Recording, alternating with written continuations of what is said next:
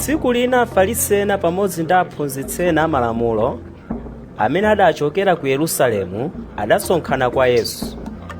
Iwo adaona kuti ophunzira ake ena ankangodya chakudya osasamba m'manja moyenera, ndiye kuti mosasamala mwambo osamba m'manja. Paja Afarisi ndi Ayuda ena onse sadya asanasambe m'manja mwa njira yoyenera.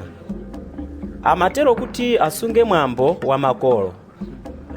Ndipo akachokera ku msika sadya osasamba m'manja. Amasunganso miyambo ina yambiri imene makolo awo adawasiyira, monga kutsuka zikho, miphika, ndi ziwiya zamkuwa ndi mabedinso. Choncho Afarisi ndi aphunzitsi amalamulo aja adamufunsa Yesu kuti, chifukwa chani ophunzira anu sasunga mwambo wa makolo, koma amangodya chakudya osasamba m'manja moyenera? Yesu adawayankha kuti, inu anthu achiphamaso, ndithu mneneri Yesaya adanena zoona muja adalemba kuti, anthu awa amangondilemekeza ndi pakamwa chabe, koma mtima wawo uli kutalitali ndi ine.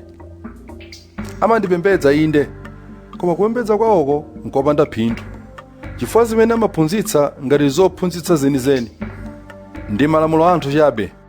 Kenaka Yesu adati, inu mumasiya malamulo a Mulungu nkumasunga miyambo ya anthu.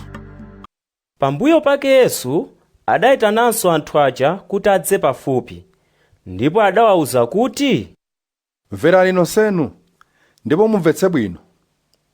Palibe chinthu chochokera kunja ndi kulowa mkati mwa munthu chimene chingathe kumuyipitsa, koma zimene zimatuluka mwa munthu ndizo zimamuyipitsa. Chifukwa mkati mwa mitima ya anthu ndiye mumatuluka maganizo oyipa, zachiwerewere, zakuba, zakuphana, zigololo, masiriro, kuyipa mtima, kunyenga, zonyansa, kaduka, kunyoza, kudzikuza ndiponso kupusa. Zoyipa zonsezi zimachokera mkati mwa munthu, ndipo ndizo zimamuyipitsa.